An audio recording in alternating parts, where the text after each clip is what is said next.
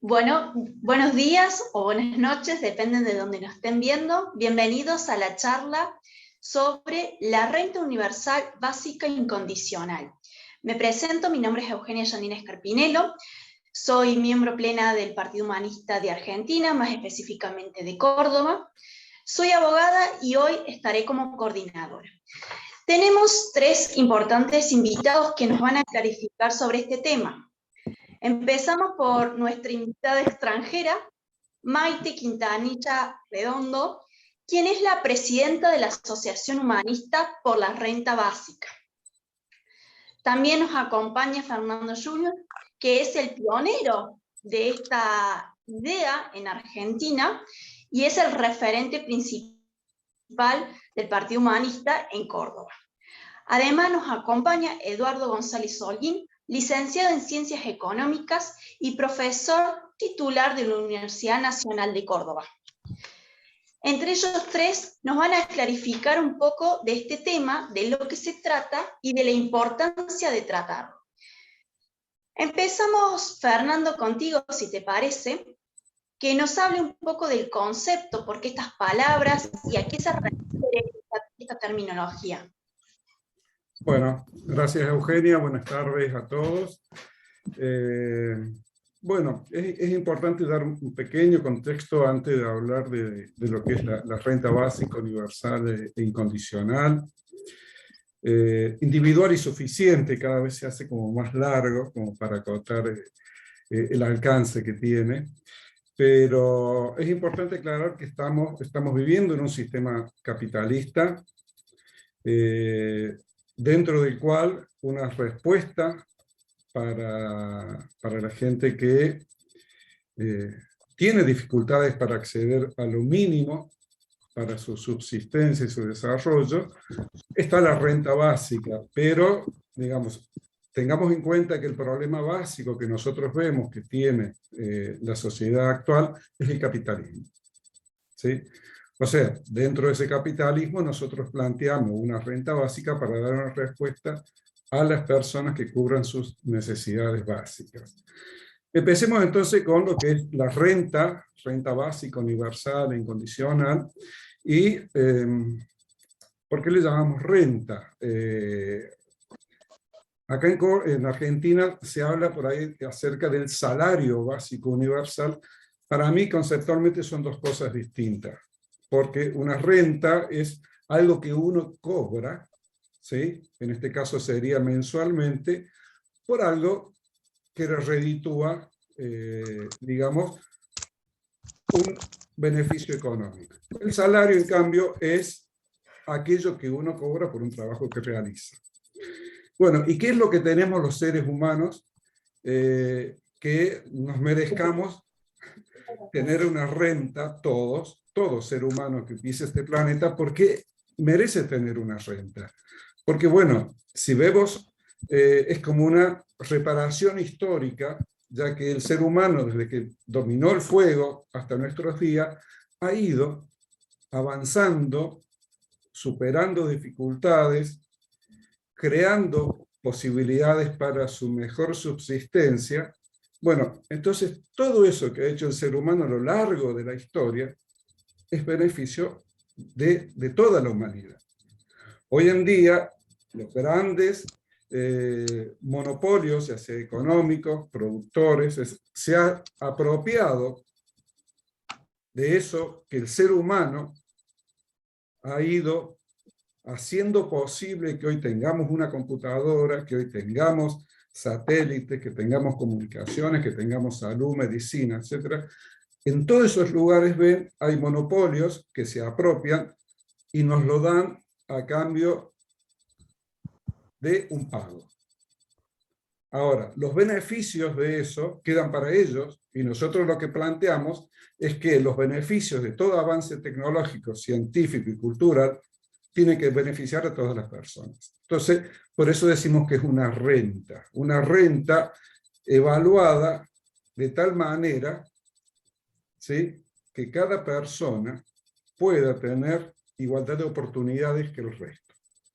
¿Sí? Entonces, por eso decimos que es una renta y no es un salario. ¿Sí? Universal. Universal, como lo dice la palabra, es para todas las personas que habitan el mundo, bueno, el país, Argentina en nuestro caso. ¿Y cuáles son todas las personas? La persona es cuando nace hasta que muere. O sea, no es a partir de los 18 años, a partir de los 16 o hasta los 60, no. Es toda persona que existe como tal. A eso le llamamos nosotros universal. ¿Sí? Acá en Argentina, por ejemplo, se dice que es un salario universal para personas de 18 a 60 y que no tengan trabajo. Bueno, entonces no es universal. Llamemos las cosas como por su nombre. ¿Sí? Este universal también implica que es individual.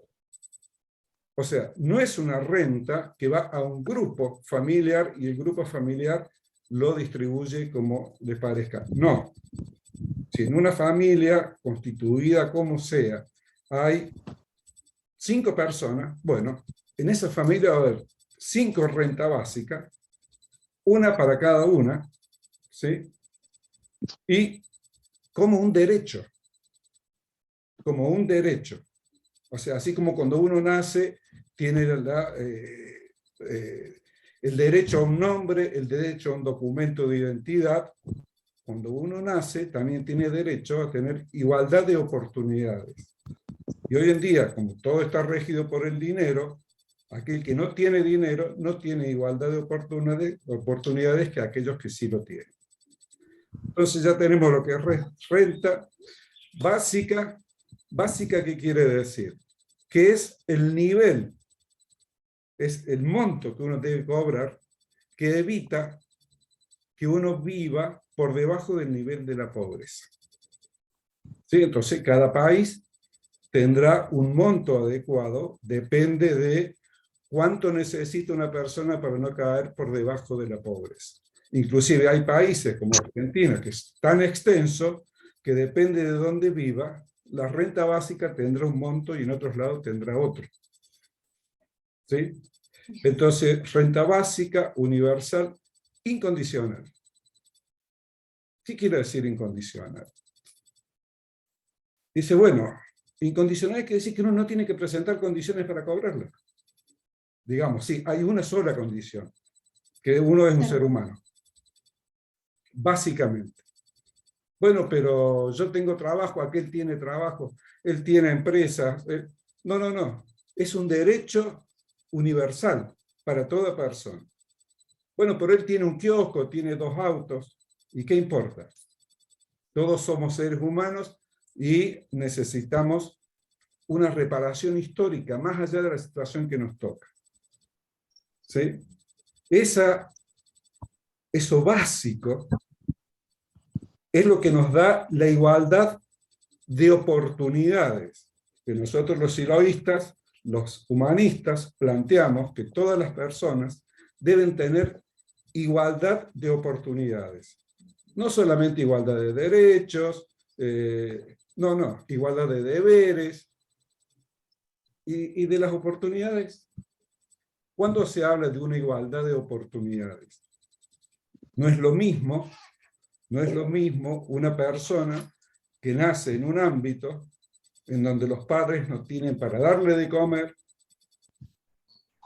tienen que estar pensando en eso todo el tiempo, y los hijos a duras penas que pueden ir a la escuela, no tienen zapatillas, no tienen las comidas necesarias durante el día. No es lo mismo esa persona, su proyección a futuro dentro de la sociedad, a aquellas personas que tienen todo resuelto. ¿Por qué no tendríamos que tener todos las cosas resueltas? Esa sería una igualdad de oportunidades. ¿Sí? Entonces ya tenemos un poco lo que es la renta básica, universal, incondicional y suficiente, que tiene que ser individual. No podemos dar un dinero a un grupo familiar. Un grupo familiar no es una persona. Entonces ese es básicamente el concepto de la renta básica, universal e incondicional. Bien. La siguiente pregunta apunta a cómo este concepto se ha llevado a cabo o se ha planteado en Europa y en el mundo. Maite, ¿nos podrías explicar un poco cómo ha llevado este concepto a Europa y en el mundo en general? Y hola, antes que nada agradeceros por haberme invitado aquí a este conversatorio. Un placer estar con vosotros.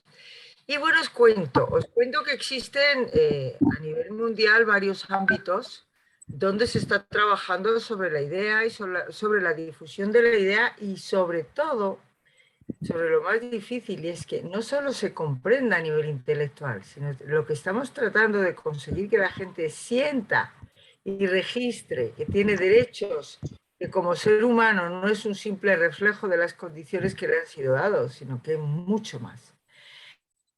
Entonces, a nivel europeo, hay activistas de diferentes partes del planeta llevan ya tiempo en contacto.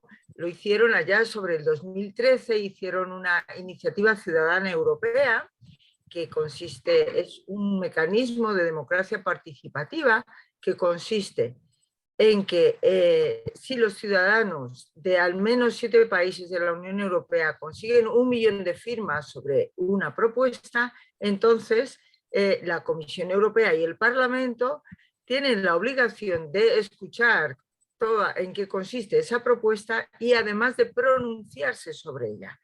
Si ese pronunciamiento es positivo, tienen que explicar qué acciones concretas van a llevar adelante para implementar en la práctica esa propuesta hecha por los ciudadanos.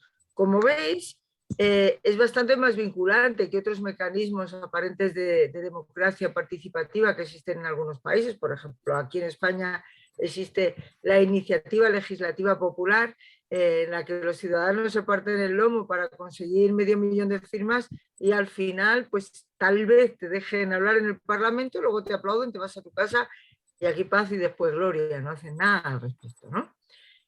No están obligados a hacerlo, pueden dejar esa propuesta en un cajón.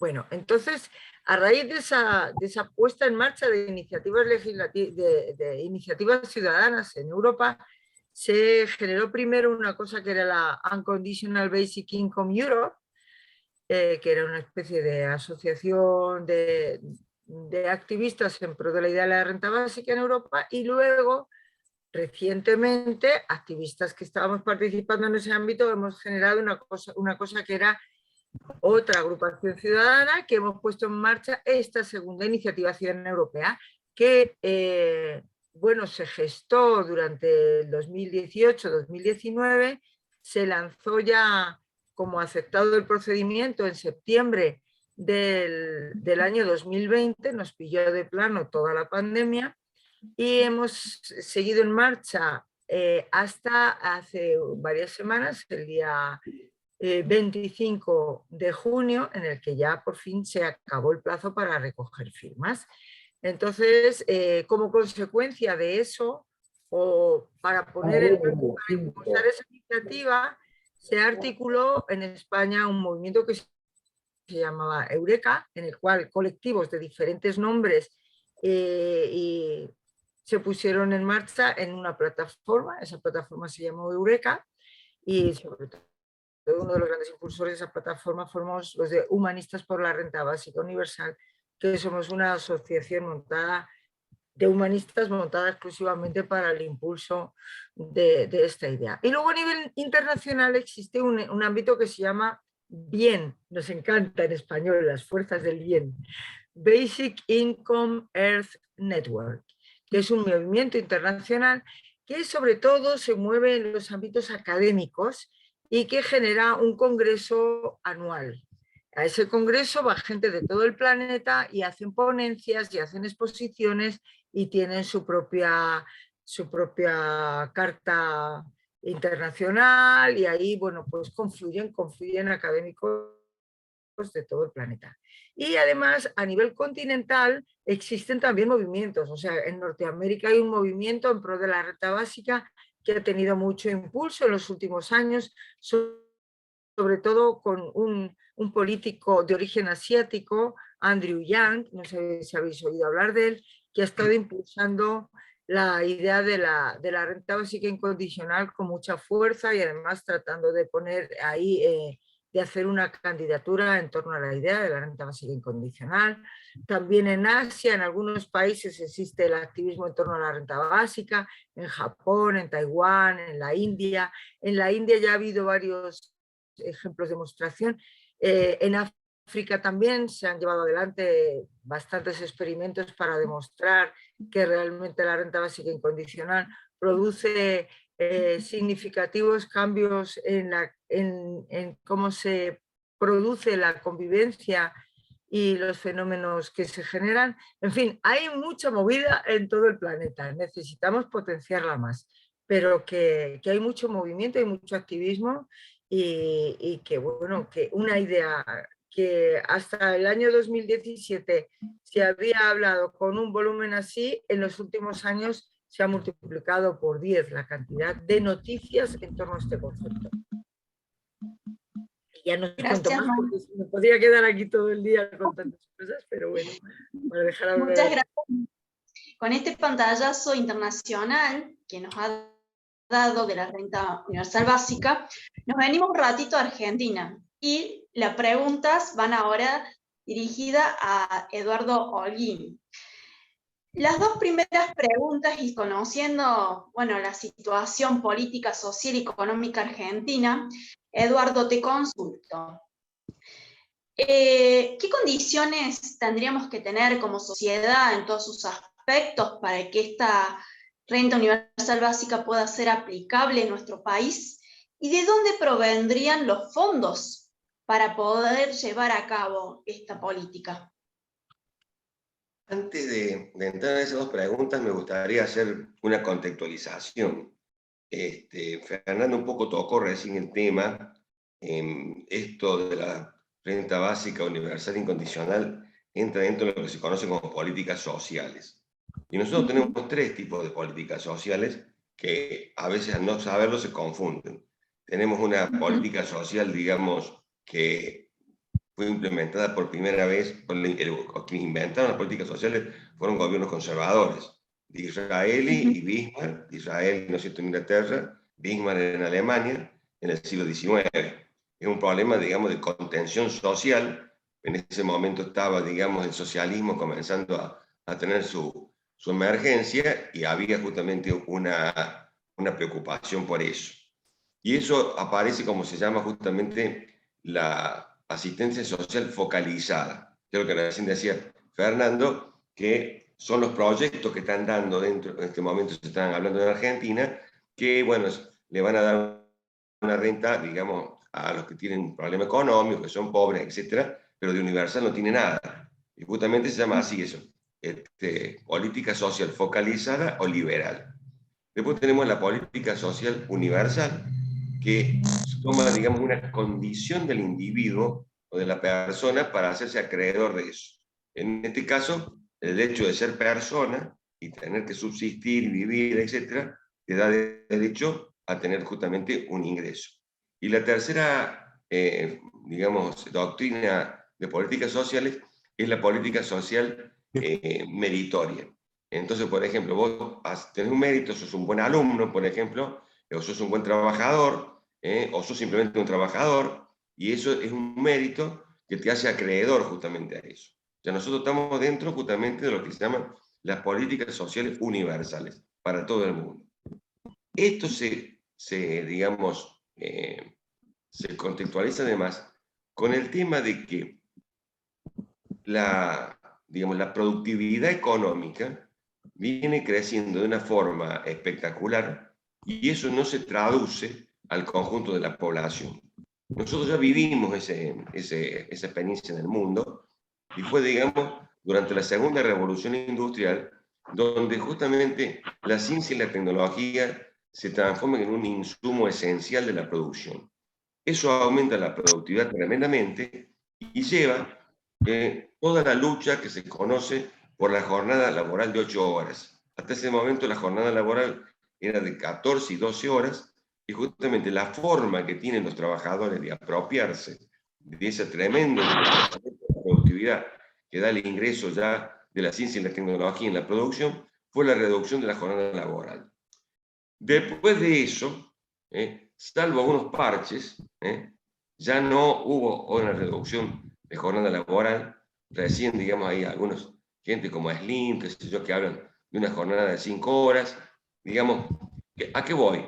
El mundo en general, digamos, tiene una producción excesiva por todo el avance tecnológico que ha tenido en los últimos años y que se ha acelerado a partir de la década del 90 del año pasado, y que el conjunto de la población directamente no se ve acreedor. Entonces, en términos globales, nosotros podemos ver qué puede pasar puntualmente en un lugar o en otro, pero el mundo en general produce para abastecer a todos. Es decir, que estamos frente a un tema esencialmente de distribución del ingreso. Eso para mí es muy importante. No es que falte. La pobreza no se debe a que falta. La pobreza se debe fundamentalmente a que hay una mala distribución del ingreso. Unos pocos se quedan con mucho. Acá en Argentina, más o menos, se calcula que el 5% de la población, 5% de la población, se quedan con un 30% del Producto Bruto. Entonces, realmente hay una distribución bastante inequitativa. Y el 10% más pobre recibe nada más que el 2% del Producto Bruto.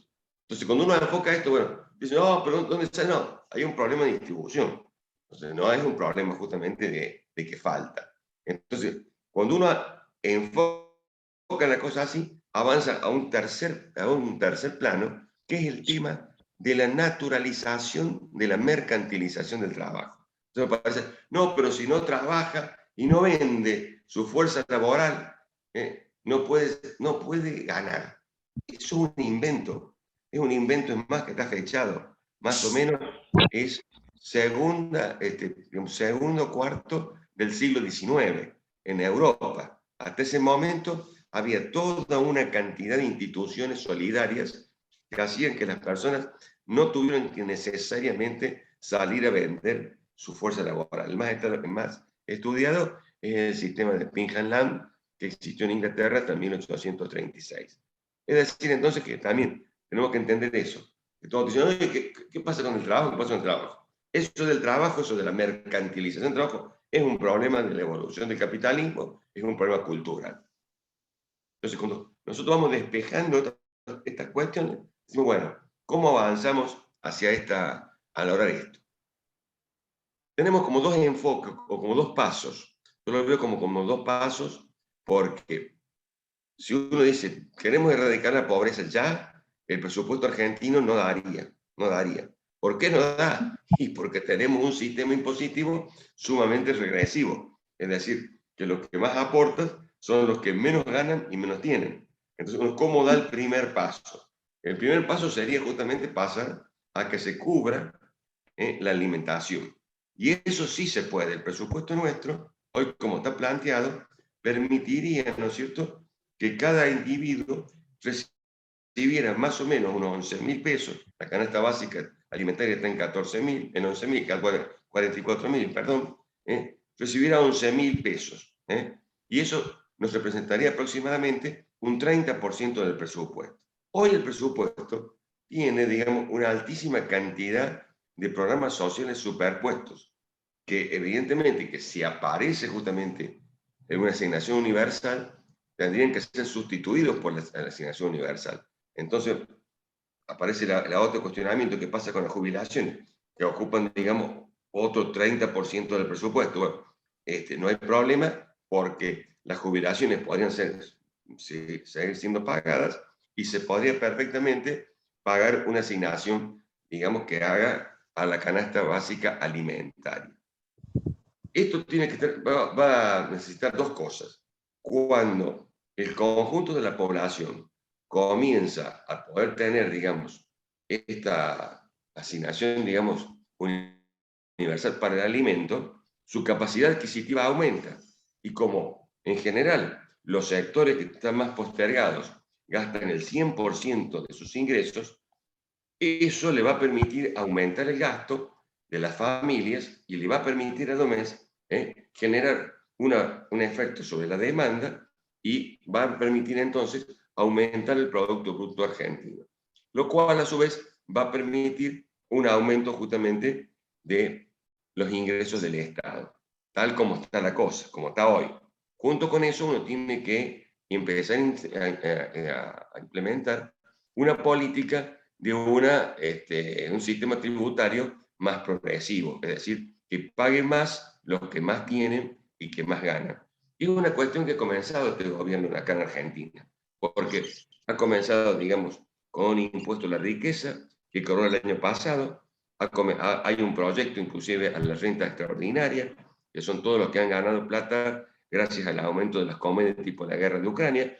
Es decir, que no es una cosa loca, se está haciendo y en muchos países del mundo se está haciendo. Y eso permitiría entonces una recomposición bastante fuerte de las finanzas del Estado.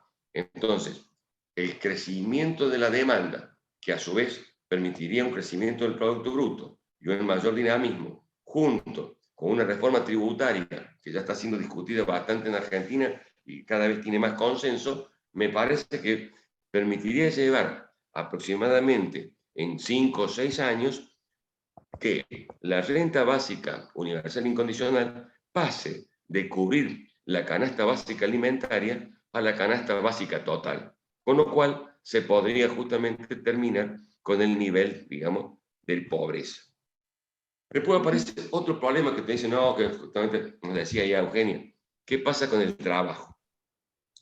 Yo creo que el principal temor, por lo menos por experiencia argentina, que tiene la clase dominante, es justamente que el conjunto de la población gane bien. ¿Por qué?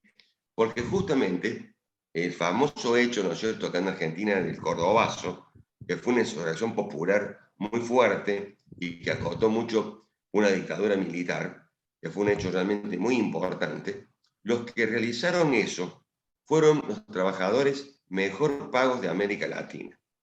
Es decir, cuando la gente tiene justamente buenos ingresos, tiene tiempo para la política, tiene tiempo para la lectura, para la reflexión, para la crítica. Y yo creo que eso justamente es un temor muy grande que tiene la clase dominante, porque si justamente la gente tiene su, digamos, mal que mal garantizado, digamos, primero la comida y después, ¿no es cierto?, el conjunto de bienes básicos para la vida, tiene mucho más tiempo. Y entonces, bueno, algunos decidirán posiblemente hacer la plancha, otros podrán, digamos, seguir trabajando más y aumentar sus ingresos, y otros muchos podrán aumentar su cultura, su militancia política, su militancia social. No hay evidencia empírica en las pequeñas experiencias que se han hecho de que el conjunto de la población que tiene una renta, digamos, garantizada, haya salido y haya dejado de trabajar. Digamos, eso, digamos, son formas que están teniendo, que están diciendo quienes tienen temor a esto. Y para terminar, ¿qué les digo? Lo interesante es que ya hay un conjunto, ¿no es cierto?, de millonarios en serio, ¿cómo se llama?, de billones de dólares, billones con B larga, de billones de dólares, que están hablando de esto. ¿Por qué? Por este problema de la sobreproducción que tiene el mundo. Entonces, ellos ya no saben a dónde venderle. Entonces, ellos están viendo que tiene que haber mecanismos que permitan justamente una distribución del ingreso para que a ellos les compren más. Entonces, es como que el sector de que podría ser el más opositor está dividido. Hay quienes piensan que es necesario, no porque los quieran a nosotros, digamos, sino porque ellos quieren seguir aumentando sus ventas. Entonces, yo creo que todas esas cosas tenemos que decirlo. Y por lo tanto, yo estoy convencido, digamos, que si sabemos dar bien la discusión, si sabemos explicar bien todas estas cosas, podemos justamente conseguir el consenso para poder lograrlo, porque la economía argentina, como economía, permite perfectamente haber una renta básica universal incondicional que elimine la pobreza. Eduardo, te hago 2 comentarios para ver si podemos ayudar a clarificar un poco este tema. Me decías que no había evidencias empíricas que ayudaran este argumento de las clases dominantes que dijera que si la gente tiene un ingreso, hablando mal y pronto, en argentino se va a tirar a la vagancia, es decir, un ocio improductivo. Podríamos acompañar esta instauración de la renta universal básica, se me ocurre, con políticas públicas que alienten al desarrollo cultural, laboral, deportivo de las personas, incentivando a que utilicen su tiempo en otros aspectos, en otras cuestiones, que no sea no haciendo nada o consumiendo, no sé, televisión o redes sociales sin producir nada. Ese sería mi primer comentario. Y mi segundo comentario, vos apuntabas mucho lo que es el discurso de la clase dominante, esto de que si le da dinero no van a trabajar, no voy a tener empleados, y bueno, todo el aparato productivo va a dejar de funcionar. Yo te pregunto, en la clase trabajadora, clase media baja, clase baja, está instaurado un chip, si se quiere, que se enorgullecen de trabajar, aunque ese trabajo sea mal retribuido, aunque ese trabajo implique un esfuerzo sobrehumano físicamente y también le reste tiempo de calidad con su familia, o sea, es trabajador que dice, yo trabajo y nadie me regala nada. Con ese orgullo, tal vez un poco loco, porque le están pagando menos que un sueldo vital y móvil, un salario vital y móvil, y sin embargo ellos se enorgullecen de eso. ¿Qué podrías agregar a estos dos comentarios? Uno es un problema cultural. O sea, nosotros por ahí se menosprecia en todo lo que hace digamos, la educación formal. Hay trabajos muy interesantes, ¿no es cierto?, que te muestran cómo el mundo va como estereotipando cómo tiene que ser la educación. Y entonces uno se encuentra que en realidad te están educando con una cantidad de conocimientos que te condicionan a ser un buen trabajador en el capitalismo. Una de las cosas más tremendas, ¿no es cierto?, son las pruebas PISA, en donde las pruebas PISA, digamos, solamente evalúan conocimientos instrumentales. Por ejemplo, no se evalúa el conocimiento en filosofía, que es una cuestión central. Y a su vez, por medio de las pruebas PISA, se ha ido condicionando a todos los países del mundo a que comiencen a tener programas que permiten que sus alumnos tengan un buen rendimiento en las pruebas PISA. Con lo cual, yo lo digo, yo también doy, además de historia económica, doy economía de la educación, y en este curso yo les digo, les formatean el cerebro, Y entonces aparece en esto una naturalización de la cuestión de cosas, como que es natural que uno tenga que vender la fuerza de trabajo, como que es natural el capitalismo, como que es natural que haya ricos y pobres, y todo eso se va transmitiendo, digamos, en la educación formal, que va, ¿no es cierto?, desde el jardín de 3 años hasta la universidad, si se quiere. Entonces yo creo que ahí hace falta justamente implementar un sistema educativo que sea crítico, que permita justamente el desarrollo crítico, que permita pensar que esto no es un sistema que llegó y se queda para siempre, que como todo sistema que ha tenido su principio y su fin, este sistema en algún momento va a tener su fin, y si sigue, digamos, la tendencia, vamos a avanzar hacia algo más justo, porque ahora no tenemos servidumbre, ahora no tenemos esclavismo, ¿no es cierto? Mal que mal, la humanidad ha ido mejorando, podemos decir, en una visión, digamos, hegeliana del mundo. Entonces me parece que ese, digamos, sería un concepto. Y después lo otro, es que yo coincido con vos, la gente se enorgullece del trabajo. Cuando apareció acá un programa muy interesante que se llamó PyCor, que le daba alimento a los chicos en la escuela, que se hizo, digamos, cuando empezó la democracia, con el gobernador Angelos, un gobernador radical. Acá mucha gente se negaba a que sus hijos fueran a comer a la escuela. Es decir, a mis hijos les doy a comer yo. O sea, que digamos, que piola, pues, que bien, qué bárbaro. Me libro del gasto de la comida de mis hijos. Bueno, mucha gente, como vos decías, Eugenia, pobre, que le costaba llegar a fin de mes, al principio, digamos, resistió esto. Después, bueno, viene todo el problema cultural de los medios, cómo nos van acostumbrando, pero no es así. Y después lo otro que se puede ver, la experiencia más interesante que no voy a decir yo, de Inglaterra, que va de 1798 a 1836, que es el sistema de Spinham Lamb. Bueno, hay justamente muchos trabajadores recibían justamente ese estipendio, que estaba, digamos, valuado en cantidad de pan que necesitaba cada familia, y además trabajaba.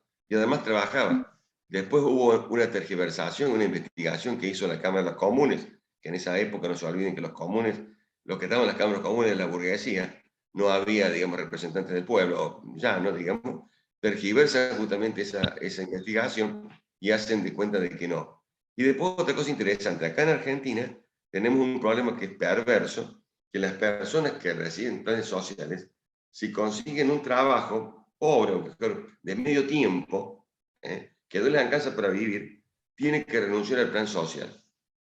O sea, ¿qué te está mostrando? Que hay gente que recibiendo plan social están mostrando justamente que siguen trabajando. Yo tuve oportunidad, y con esto cierro, de estar en el tribunal de una tesis que se hacía en Resistencia, en Chaco, una región pobre en Argentina, para lo que eran, digamos, empleadas domésticas. O sea, estamos hablando de una categoría social bastante vulnerada.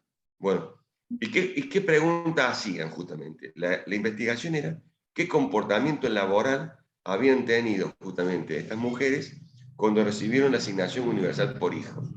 Bueno, la evidencia de esa tesis, que recorre, digamos, cerca de 10 años de experiencia, es contundente.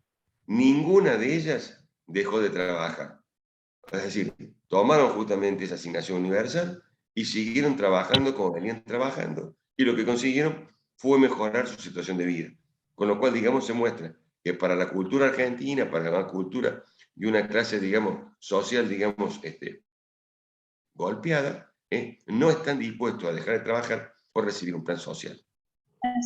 Perfecto. Muchas gracias, Eduardo. Clarísimo los conceptos que has dado. Maite, vamos contigo de nuevo y permitime hacer un poquito abogada del diablo y poner en entredicho algunas cuestiones.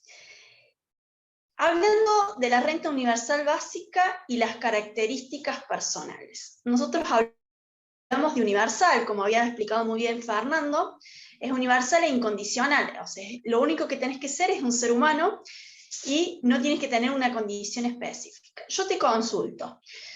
Por ejemplo, no lo tomarían como grupo familiar, por ende que se tomarían dentro de la renta universal básica a los niños o los recién nacidos. En Argentina, los niños o las personas menores de 18 años no tienen capacidad legal. Por ende, que los representantes legales son los que tienen que hacerse cargo de todos sus asuntos. ¿Cómo manejarían ahí la renta universal básica?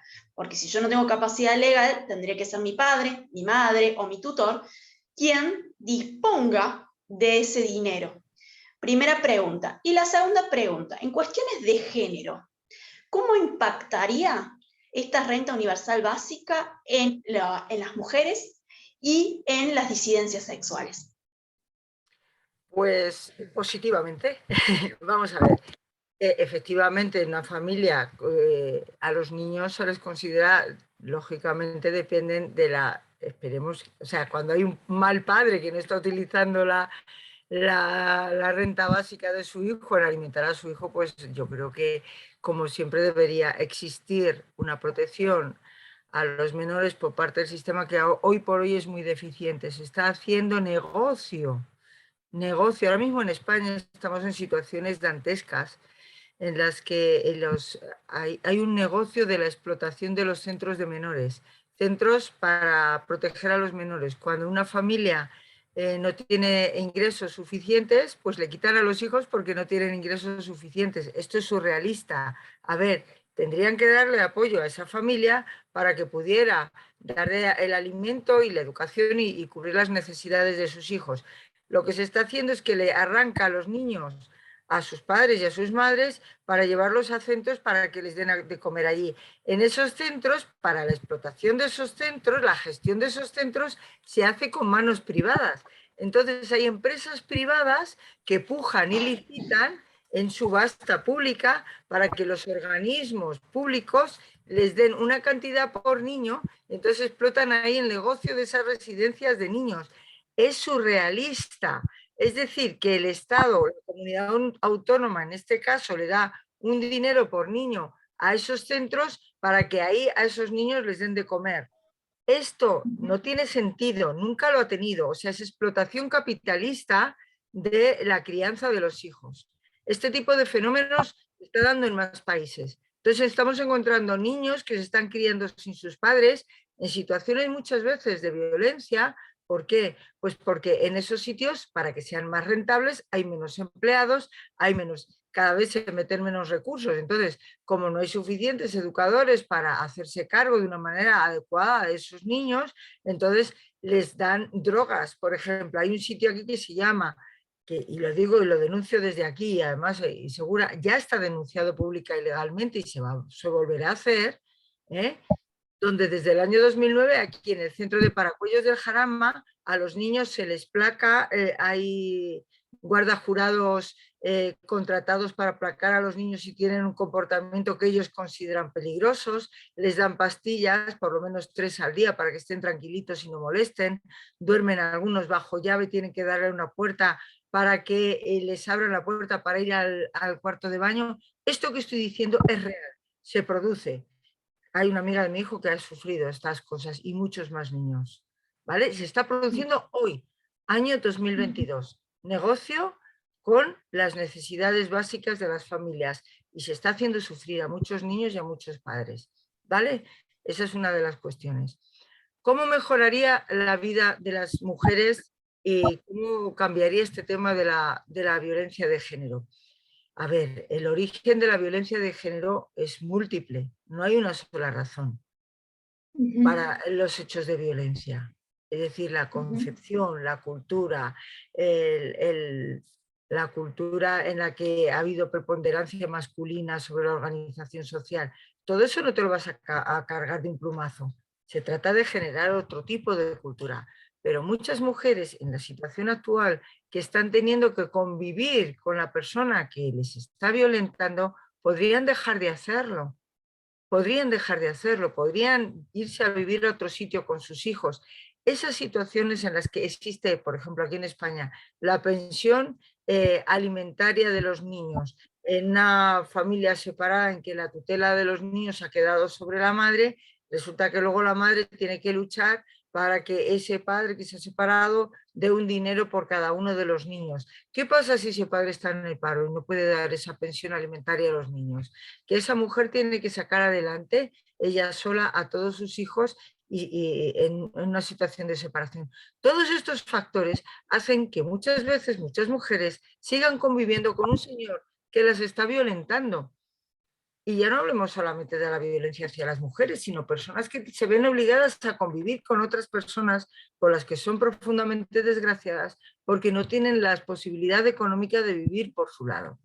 Si en una casa, si una madre que tiene 3 hijos, cada uno de sus hijos, en España el umbral de la pobreza está como en 850 euros.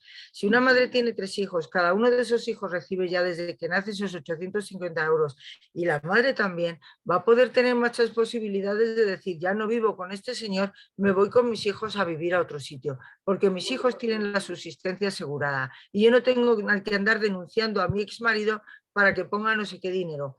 Muchas veces podría ponerlo, pero muchas veces ese señor está en el paro y no puede poner ese dinero para los hijos. ¿Qué pasa con esos hijos? ¿Qué pasa con esa madre? Muchas situaciones de violencia que se están viviendo hoy no tendrían por qué darse. No tendrían por qué darse si a cada ser humano se le reconoce su derecho a vivir por el hecho de haber nacido y por ser, como decía Fernando Sule, el legítimo heredero de la renta que producen los bienes que han generado el genio y creatividad de todas las generaciones anteriores. Así que es una cuestión también que nos puede ayudar a liberarnos de muchas situaciones de violencia, entre ellas la violencia de género. Maite, aquí en Argentina, como yo te comentaba recién a Eduardo, que está este discurso de enorgullecerse del trabajo, aunque sea mal pago y eso, también hay un discurso dado de que cuando dice, bueno, pero tenemos que ayudar a la madre que tiene sus hijos y que no los puede alimentar o que está en una situación de violencia o de pobreza, que no puede cargar con las necesidades básicas. Está muy implantado el discurso de ¿para qué tuviste hijos? Si no tienes dinero, no tengas hijos. Tenés suficiente educación sexual o tenés suficiente acceso a los anticonceptivos para decidir no tener hijos, incluso después con la legalización de la interrupción voluntaria del embarazo en Argentina, era como, bueno, a ver, vos tenías muchas posibilidades antes de traer un niño o una niña a pasar carencias. No vengas a pedir ayuda, sos la madre, anda y, un término muy argentino, rebúscatela para que tu niño o niña tenga las necesidades básicas cubiertas. ¿Cómo le harías entender a quien da este discurso este derecho? A ver, mira, aquí qué bien que cuentes esto, porque aquí en España hemos tenido el fenómeno opuesto. O sea, la generación de mi mamá tenían 4 o 5 niños. Yo soy una boomer, baby boomer. El baby boom en España ocurrió en los años 60 y 70. Todas las familias tenían 3, 4, 5 hijos. Era súper divertido porque había suficientes niños en tu bloque de vecinos. Si te peleabas con unos, podías jugar con otros. Mi hijo único, no tenía niños de su edad en toda la manzana. Menos mal que existe WhatsApp. Gracias a eso, pues se juntan todos los niños de la ciudad en determinados lugares y consiguen encontrar amigos nuevos, porque mi generación hizo justo lo contrario.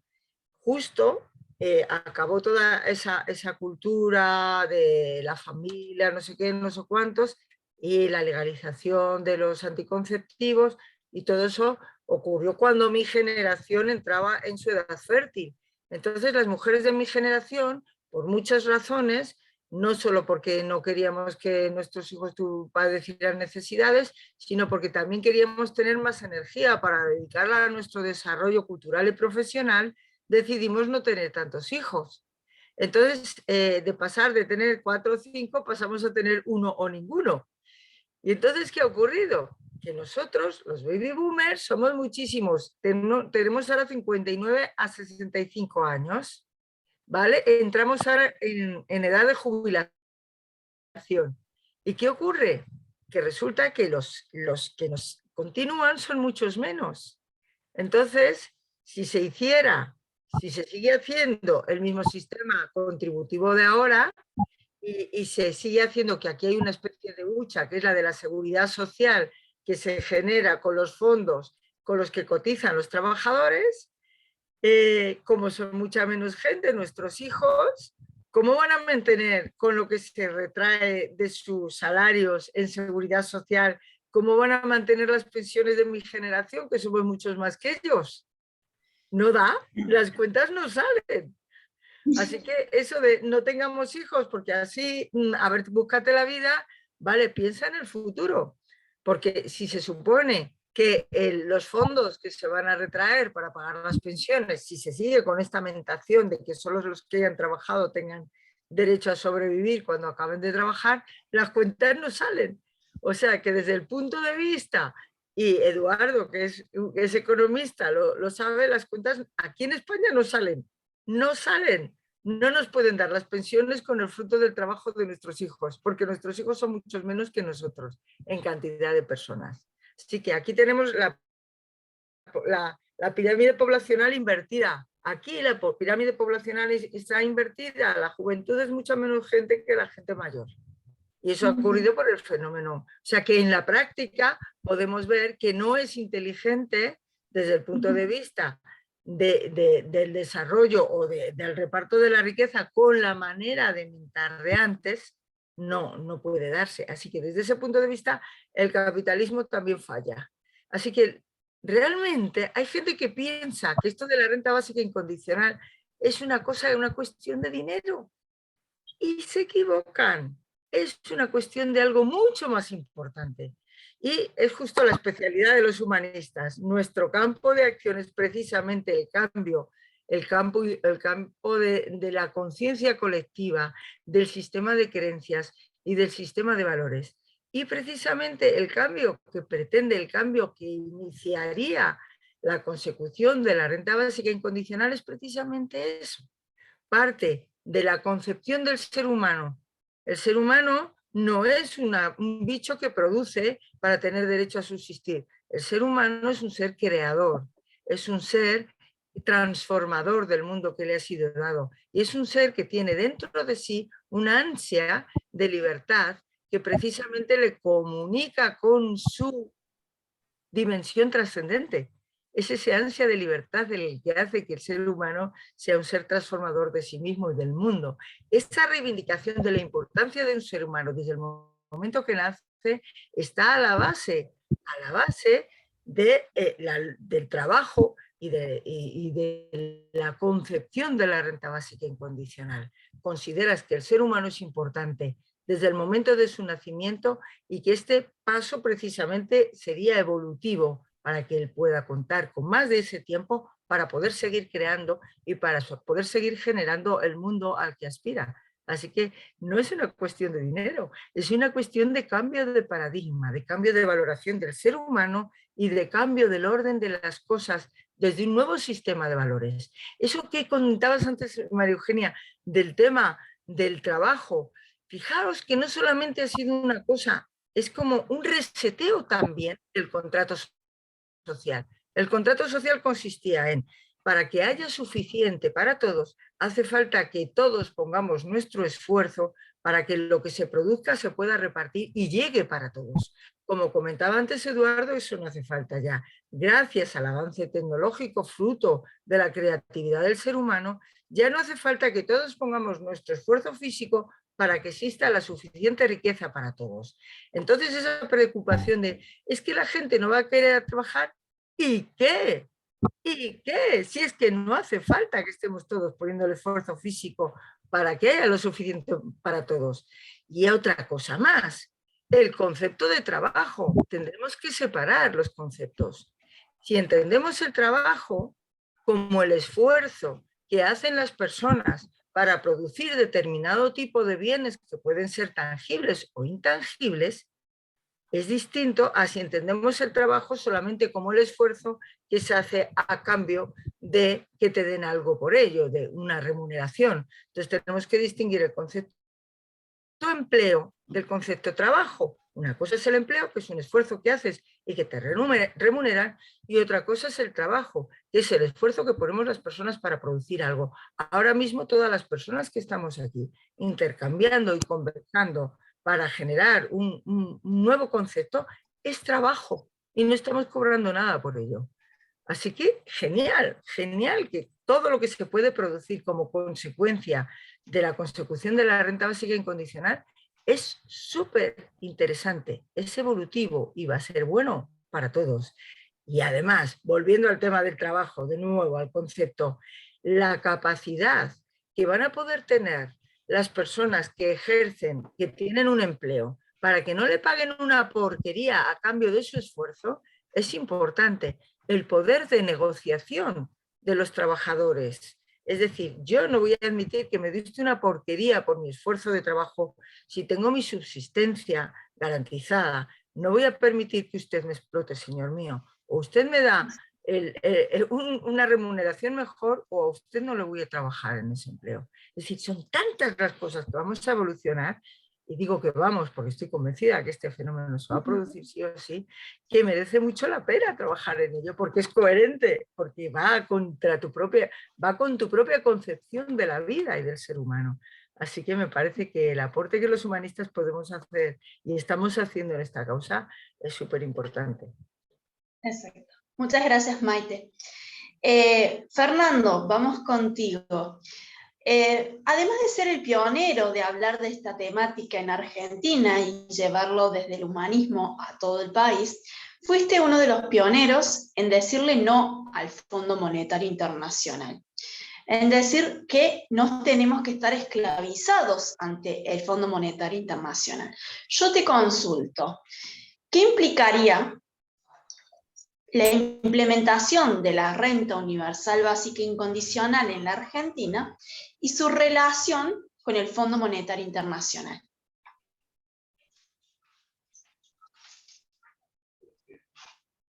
Pon el micro, Fernando. Gracias, Maite. Con respecto a eso de tantos pioneros que has dicho, bueno, tampoco es para tanto. El tema del Minga al fondo surgió como una respuesta del Partido Humanista en su fundación, en el año 84. ¿Sí? Ahí ya veíamos que el problema de la dependencia económica te condiciona el desarrollo de un país. Entonces, bueno, yo en esa época tenía 20 años y era un ferviente militante humanista y no era uno de los mentores, ¿sí?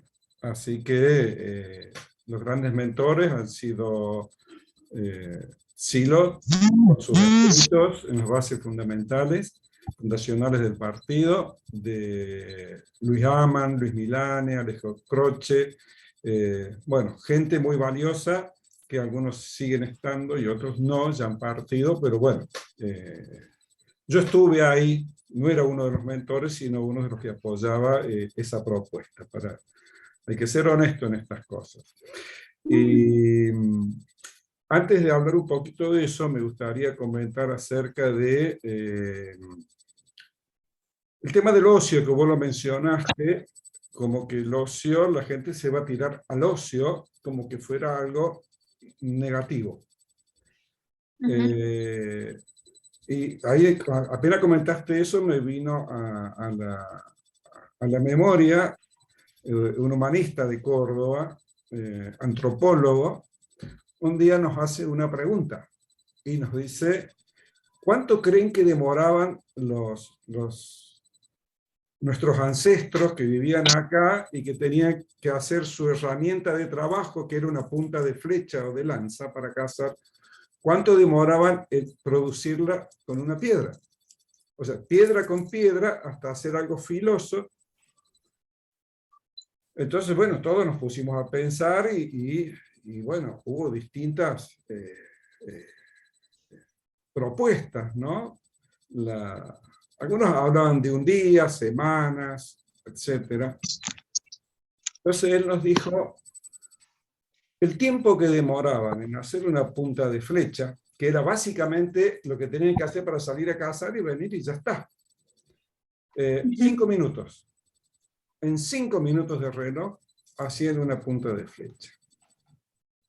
Entonces nos dice, la mayor parte del tiempo de nuestros ancestros era la contemplación y la reflexión de cómo mejorar sus vidas. A lo que diríamos hoy, si ves a una persona que está sentada pensando, y uno dice, mira qué bien, está haciendo ocio. Entonces, creo que el tema de reflexionar hoy en día quiénes somos, de dónde venimos y hacia dónde vamos individualmente y socialmente, creo que es fundamental. Es medular para nosotros. Al decir nosotros, es la especie humana. ¿Hacia dónde estamos yendo con esta sociedad? Y si la gente no tiene tiempo para pensar sobre eso, amigos, entonces nos llevan como vaca al matadero. ¿Sí? Nos están llevando como vaca al matadero. Entonces, hay que dignificar no el trabajo, sino la reflexión individual. ¿Qué estoy haciendo con mi vida? ¿Sí? Y eso se logra teniendo tiempo. O si no, ¿cómo creen que existieron los Mozart, los Beethoven, los grandes artistas? ¿Sí? Que ya no los hay grandes artistas. Esa gente no trabajaba 14 horas, como dice Eduardo, para poder comer y después iban a hacer música. No. Tenían mecenas que les sacaban toda dificultad, toda problemática existencial y podían dedicarse a lo que querían. Hoy en día prácticamente eso no existe. Entonces, la propuesta es imaginarnos un mundo en donde las personas no tienen que pensar que no tienen para vivir. Que jamás en su vida van a tener problemas económicos. ¿Qué pasaría con la cabeza nuestra y de la gente? Y se irán a los videojuegos, a los celulares. Eso ya está. La gente ya está. ¿Sí? Ahora tenemos partidos de fútbol cada día de por medio. El opio de los pueblos ya no es más las religiones, sino de los fútbol nacionales, internacionales, que el Barça, que el Real, que River, Boca, que el Palmeira. Entonces, y cada uno en su lugar se los va como adormeciendo, ¿sí? Pero bueno, pero es de la casa al trabajo, y del trabajo a la casa, y si da tiempo vamos ahí a ver un partido de fútbol. ¿Y qué vas a hacer mañana? No, no puedo hacer nada, porque y tengo todo el día ocupado. Eso es cómo nos tiene hoy. La renta básica es romper con eso. Romper con el paradigma que nos tiene atado, que es el valor central del dinero. Bueno, eso quería acotar un poquito, y con respecto al Fondo Monetario. Bueno, el Fondo Monetario es el acumulador de dinero y generador de pobreza para todo el mundo. ¿Qué podemos hacer nosotros con el Fondo Monetario? Y podemos hacerle simplemente un minga. Porque todavía no estamos en condiciones de enfrentar esas grandes potencias, ¿sí? No tenemos todavía las herramientas necesarias, que son la comunicación, el esclarecimiento, ¿sí? Aquí en Argentina se ha hecho un convenio con el FMI, que con Eduardo estuvimos a los gritos mencionando que no se tenía que hacer, que eso era condenar el futuro de los argentinos, y nada. Hemos condenado a una generación a pagar una deuda que ha sido generada por el robo, por la fuga de capitales, como que fuera una tormenta. Vino una fuga de capitales, una tormenta, y se llevó la plata. No se explica que eso fue a causa, ¿sí?, de personas que sacan el dinero de los argentinos, se los llevan a lugares, a paraísos fiscales, y después dicen, che, tenemos que pagar la deuda porque los argentinos pagamos nuestras deudas. Pero si eso es una estafa. Eso es una estafa. Entonces, la renta básica, ¿qué es? Es una defensa ante lo que está haciendo el Fondo Monetario. ¿Sí? Acá, la semana pasada, ha habido un golpe de mercado. Otra cuestión natural, ni que hubiera venido una tormenta de nieve y de repente aumentaron los precios por la tormenta. No, no, hubo personas con nombre y apellido, ¿sí?, que son los que están causando el golpe de mercado. Y son afines al Fondo Monetario, por supuesto. Entonces, la renta básica, de alguna manera, es una protección, ¿sí?, es una protección para la gente ante estas cosas. Perfecto. Bueno, clarísimo, Fernando, el concepto y la relación con el Fondo Monetario Internacional. Hago una última pregunta y después ya le doy la palabra a los participantes para que puedan hacer las preguntas que quieran. Y esta pregunta me la responde cualquiera de los tres invitados.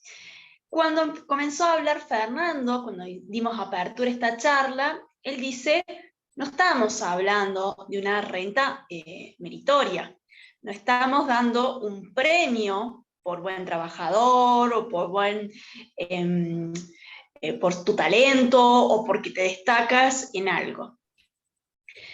Es un tema que en Argentina, en el gobierno pasado, se instauró mucho el debate de la meritocracia.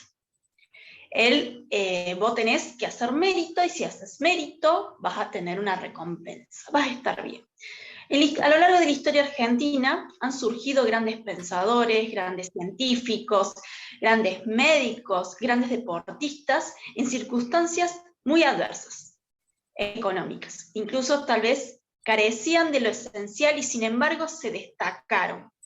Sin embargo, obtuvieron un puesto en su disciplina sobresaliente.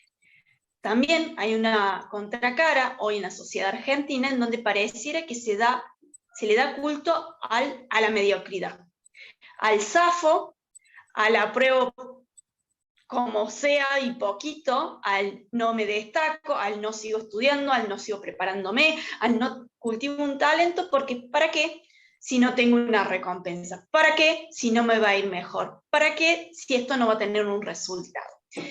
Yo les pregunto, Si esta renta no fuera universal y fuera meritoria, se le daría los mejores promedios de todos los colegios secundarios, se le daría los mejores promedios de todas las universidades, se le daría al artista, deportista que se destaca, al pensador o al que fuere que haga un mérito que sea beneficioso para la sociedad.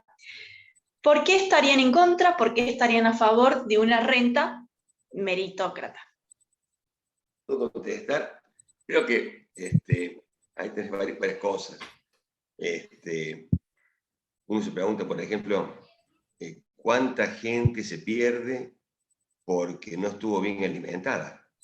O sea, ya nadie discute que no estar bien alimentado en el primer año de vida te afecta en forma irreversible la inteligencia. Entonces, ¿de qué mérito le vas a pedir a una persona que ha sufrido eso? Entonces, yo creo que por ahí cuando te hablan del mérito, no te están poniendo una cosa que es, digamos, muy importante, es que sale de distintas metas. Se larga de un lugar uno y otros están 100, 200 metros más atrás largando. Y le pongo esto del alimento, el solo hecho a veces de vivir hacinado en una pieza, de tener que estudiar hacinado en una pieza, la diferencia que hay entre tener padres universitarios y padres analfabetos. Es decir, esto de la meritocracia me parece a mí siempre un discurso muy perverso. Y más que los que más lo dicen son los ricos. Y acá en Argentina, no sé en el mundo, no tengo una visión del mundo, pero acá en Argentina aproximadamente solamente el 5% de los ricos han hecho su propia fortuna. El otro 95% la han heredado. Es decir, no es que son ricos y esto vemos qué hizo, qué sé yo, Blaquier. Blaquier es hijo de Blaquier, nieto de Blaquier, bisnieto de Blaquier. La famosa, digamos, anécdota con Brown, la anónima que aumenta los precios todos los días. De nuevo, él es hijo, nieto, tataranieto de los Brown Menéndez. Entonces, no es justamente un mérito de ellos. Entonces, una cosa muy importante es justamente decir, bueno, acá en realidad lo que están diciendo de la meritocracia, o tenemos el caso justamente de nuestro expresidente Macri, que le llama justamente domador de reposera, porque no ha estado muy adicto al trabajo nunca en su vida. Entonces yo creo que, bueno, hay que decir eso justamente, que la renta básica universal incondicional permitiría justamente que muchas personas que hoy no logran, digamos, muchas cosas, por todas estas cosas que estaban hablando recién, sí lo lograran. Entonces yo creo que al contrario, nosotros enriqueceríamos la sociedad con capacidades humanas que hoy no se pueden justamente desarrollar por la pobreza y por la indigencia. Perfecto. Muchas gracias, Eduardo. Yo quería acotar Sí. algo con respecto a la meritocracia. Bueno, hay muchas cosas, ¿no? Tocaste un tema que podríamos estar, creo que, horas hablando. Primero, ¿quiénes darían esos premios? ¿Y en función de qué? ¿En cuanto a qué valores? Hoy en día, lo que es la educación está montada sobre educar a la gente en cómo ser exitoso económicamente en la vida. Nada más. Entonces, habría que ver en función de qué, más allá de que estoy totalmente en contra de darle algo a la gente por su éxito en la gestión que llevan, ¿no? Yo creo que es totalmente distinto a lo que planteamos nosotros, porque para nosotros, digamos, el ser humano es el valor central. No hay nada por sobre el ser humano, ni el dinero, ni las religiones, ni el Estado, ni una ideología, ni siquiera otro ser humano. Vos lo que estás planteando ahí es que un ser humano va a estar por sobre otro por el mérito que ha tenido. Entonces, esa es la acotación que puedo hacer. Perfecto, Fernando. Maite, ¿quieres agregar algo? El micrófono. Gracias, ahora me avisa. Que digo que aquí ha habido, bueno, hace poco hubo una tesis doctoral en la que alguien explicó perfectamente cómo la meritocracia no existe, son los padres.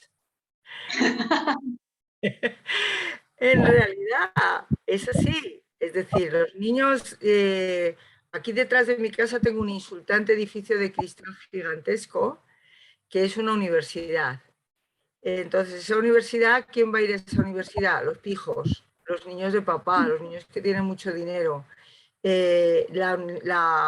Los estudios públicos han prácticamente desaparecido gracias a que la derecha aquí ha vendido la explotación de la educación en los bancos. Entonces hay una cosa que se llama Plan Bolonia, que tú tienes que pedir dinero prestado para poder ir a la universidad y cuando tengas trabajo tienes que devolver ese dinero que te prestaron. Pero como tus padres son pobres, no tienes suficientemente aval como que a tus padres le concedan ese crédito para que tú estudies. Así que te dan morcillas perreras y no vas a estudiar, no vas a tener esos estudios universitarios y no vas a poder generar nada. Pero hay futuro, porque la conciencia es activa y se les ha vuelto en contra. Entonces, ahí sí que os podré decir, y es una cosa que manifiesta una vez más, que el ingenio y la creatividad del ser humano se abre paso a pesar de las dificultades, y no gracias a las dificultades como intentan hacernos creer en su doctrina repulsiva estos neoliberales capitalistas. Es decir, no es la necesidad y la miseria que nos lleva a desarrollarnos. Eso es mentira. Eso es básicamente mentira.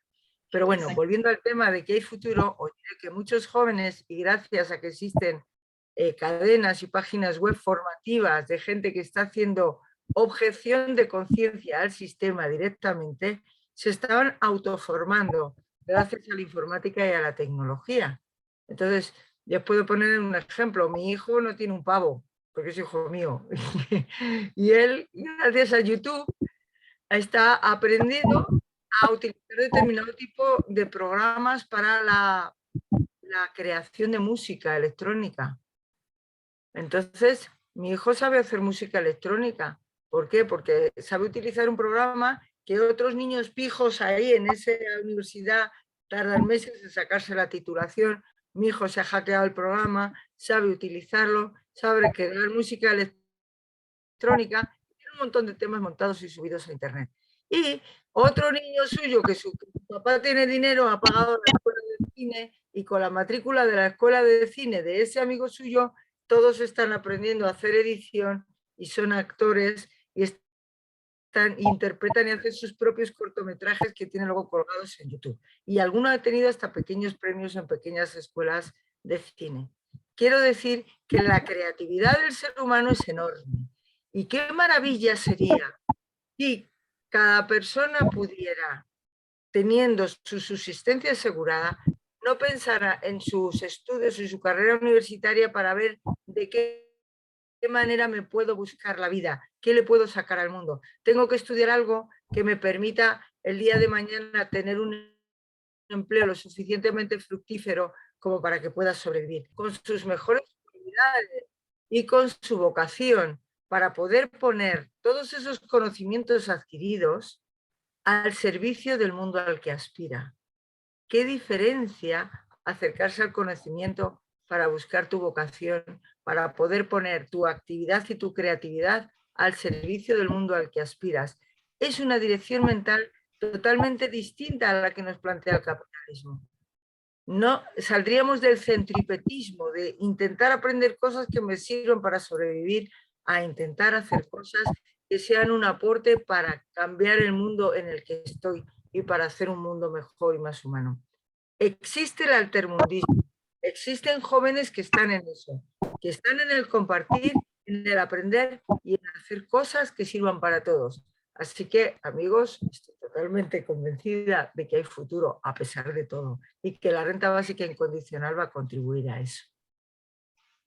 Perfecto, muchas gracias, Maite. Bueno, a ver, si los participantes quieren hacer alguna pregunta, algún comentario o algún aporte, sean bienvenidos a realizarlo. sea por el chat o activando sus micrófonos.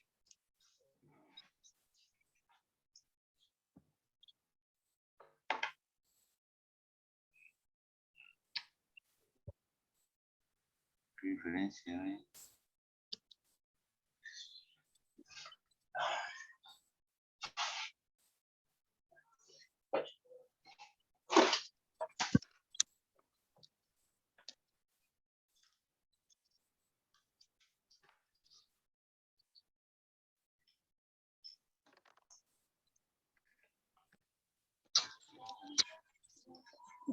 Me gustaría preguntar una cosita con el tema de Argentina.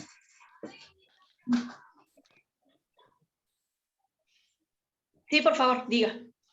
Sí, como decía Maite, en una de las posibilidades que había por acá, por el lado europeo, estaba la iniciativa ciudadana europea, que a partir de recoger 1 millón de firmas, 7 países mínimos, pues se podía acceder como un tipo de democracia directa a plantear en este caso la renta básica incondicional. ¿Hay mecanismos parecidos en el caso de Argentina, ya sea a nivel de gobierno o a nivel de instituciones locales o regionales? Sí, sí, está la iniciativa popular, que tenés que, si consigues 1 millón de firmas, eso entra a la Cámara de Diputados y es tratado como un proyecto presentado por un diputado. Inclusive, digamos, hay un proyecto en este momento del senador Parrilli que está intentando justamente hacer de esto más flexible, porque en realidad el hecho de juntar 1 millón de firmas, que tienen que estar certificadas, etcétera, lo transformaron como en algo inviable. Y entonces Parrilli justamente está tratando de flexibilizar este instituto para poder justamente utilizarlo. Él lo está pensando fundamentalmente en que se pueda utilizar para pedir una reforma a la Corte Suprema nuestra, que realmente es un desastre. Está tan alineada impúdicamente con lo más poderoso que realmente es un desastre. Entonces, pensando en eso, en la posibilidad de poder, digamos, hacer esto, sí. Y bueno, si esto se hace, yo calculo que bueno, una iniciativa que podríamos presentar nosotros tranquilamente es por la renta básica universal. Hay proyectos en este momento, ojo, hay proyectos tanto en la Cámara de Diputados como en la Cámara de Senadores, pero son proyectos, como decía recién Fernando, que de universal no tiene nada. Algunos llegan a 4 millones de personas, el que más llega es uno a 11 millones, nosotros somos 47 millones acá en Argentina. Pero, y además lo mismo, los montos, algunos montos son bastante exiguos, digamos, ¿no? Pero yo celebro que esa discusión empezó en Argentina. Hasta hace un tiempito atrás no estaba. Hoy, digamos, está, y bueno, por medio de la iniciativa popular, si se reforma, como dice Parrilli, nosotros tendríamos posibilidades de presentar ese proyecto en la Cámara de Diputados. Sí. Perdón, además, ese proyecto del salario universal básico que se plantea es para sacar a gente de la indigencia y no para sacar a gente de la pobreza. O sea, es la gente indigente que pasa a ser pobre. O sea, no hay una propuesta para la pobreza concretamente. Perfecto.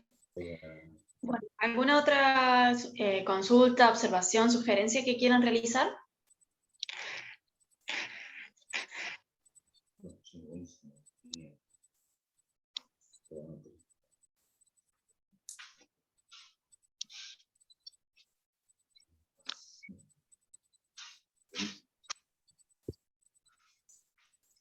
Bueno, parece que hemos sido lo suficientemente claros. O no, ¿sabes O qué no, digo yo? o todo lo contrario. A veces largas una cosa y se queda pensando uno y piensa, bueno, quedamos abiertos, hay que poner, bueno, que quedamos abiertos a cualquier tipo de consulta, cualquier cosa que uno piense después de haber escuchado algo, porque a veces uno escucha algo y no inmediatamente se le ocurre preguntar o le surge una duda. Así que espero que haya existido una motivación y bueno, después nos hagan preguntas, consultas o reflexiones en general, alguna reflexión que les merezca el tema, ¿no? Que no quede acá, Sí, digamos. los invito a los 3 disertantes que pongan en el chat sus correos o la dirección también del Partido Humanista para que las personas puedan comunicarse y, bueno, derivar un poco ahí las dudas, sugerencias o observaciones, como dice Eduardo.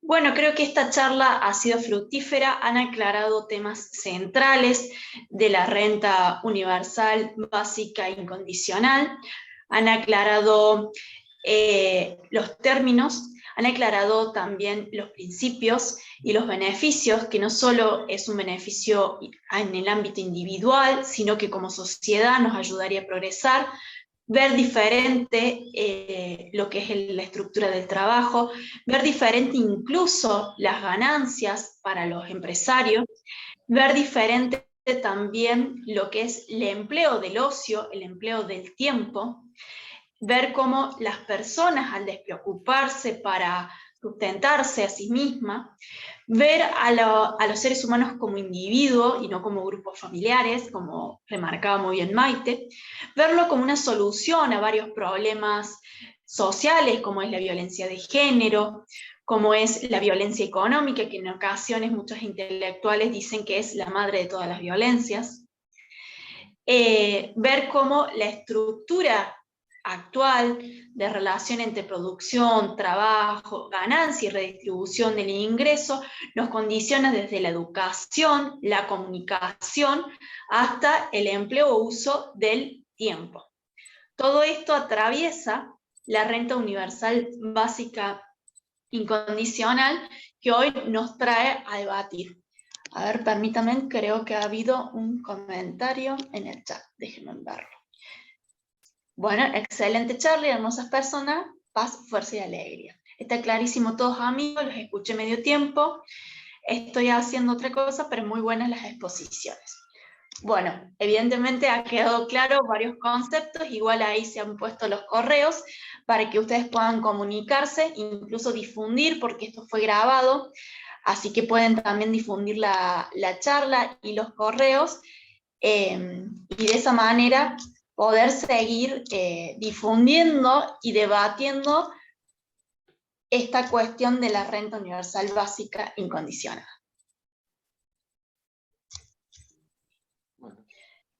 Perfecto. No me queda nada más que agradecerle a los 3 por su tiempo, por sus conocimientos y su predisposición.